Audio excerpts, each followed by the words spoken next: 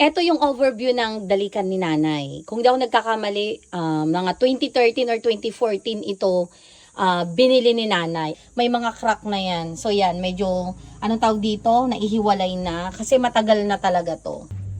Ilalagay natin. Ayun.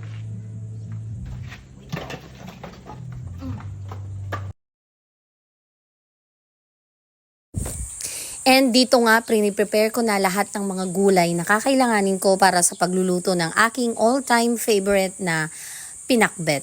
Siyempre, hindi makakalimutan ang sibuyas, ang bawang, ang kamatis, at ang magpapasarap din ng pinakbet. For me, siyempre yung kamote para manamis-namis yung sabaw.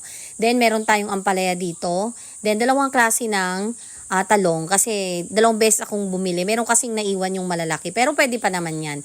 Then, merong ampalaya, mahaba na yung nabili kasi iisa na lang yung naiwan sa ref. And then, meron tayong paltong dito guys na ipapaibabaw ko pag luto na yung lahat ng gulay kasi madali lang maluto itong paltong. Meron din palang okra dito, muntik na makalimutan na banggitin yung okra. At syempre yung siling haba na pampasarap, lalo na kung maanghang itong nabili ko. Malalaman ko yan parang mamaya pag oras na ng kainan, na natin guys. Yung mga kahoy guys. Alam nyo, lumaki din ako sa nanay ko, sa mama ko, na gumagamit talaga kami ng dalikan. Kaya, elementary pa lang talaga ako noon, marunong na akong magluto.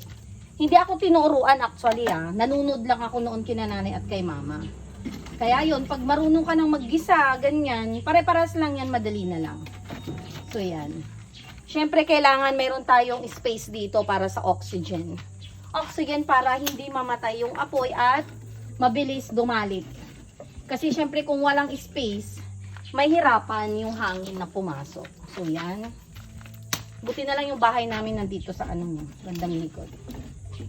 So yan. At datoy, inilokano nagangon. Kaya madali lang itong dumalit. So yan. Okay. So yan, pwede na. Kung titingnan nyo guys, dual purpose ito Magluluto ako dito ng ulam, tapos syempre yung apoy niya, papasok din yan, pwede na akong magluto dito ng kanin.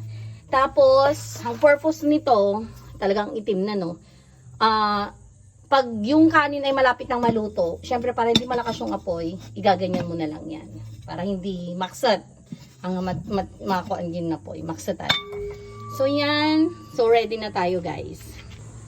Ang lulutuin ko pala ay yung mga natira sa ref. Ito. So, pwede pa yan. Ano tawag dito? Pinakbet, guys.